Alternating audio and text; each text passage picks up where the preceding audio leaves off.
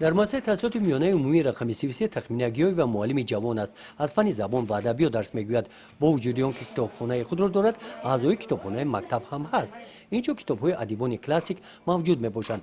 تخمین خواهش دارد که همه این کتاب‌ها را مطالعه نماید، چون که او نسبت به کتاب مهری بی‌اندازه دارد. مخصوصا من کتابی غزل‌های حافظ شیرازی را خواندم، چهار درویش را خواندم، کلیله و دیمنا را خواندم و اینچنین داستان‌های کوتاه و افسانه‌های کوتاه را خواندم و به خوانندگان در تعطیل در لحظه‌های دمگیری درس نقل کردم. تخمین هر روز به کتابخانه میآید و او شاگردانش را هم تاکید می‌نماید که به کتابخانه آمده وقت خالیگیشان را به مطالعه کتاب‌های بدیهی صرف نمایند.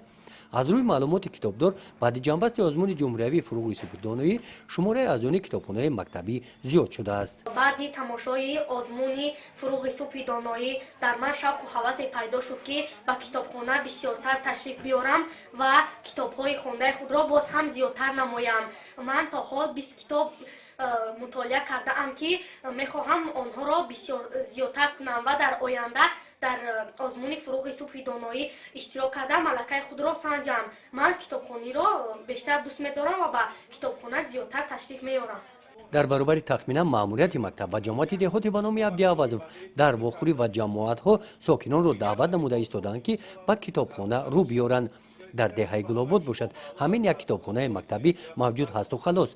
برای خانه گردانیدن طلبات اهالی به کتاب مأموریت مؤسسه تحصیلات میانه عمومی رقم 33 اکنون تصمیم گرفته است که کتابخانه را وسیع نموده کتاب‌های نو دسترس نمایند.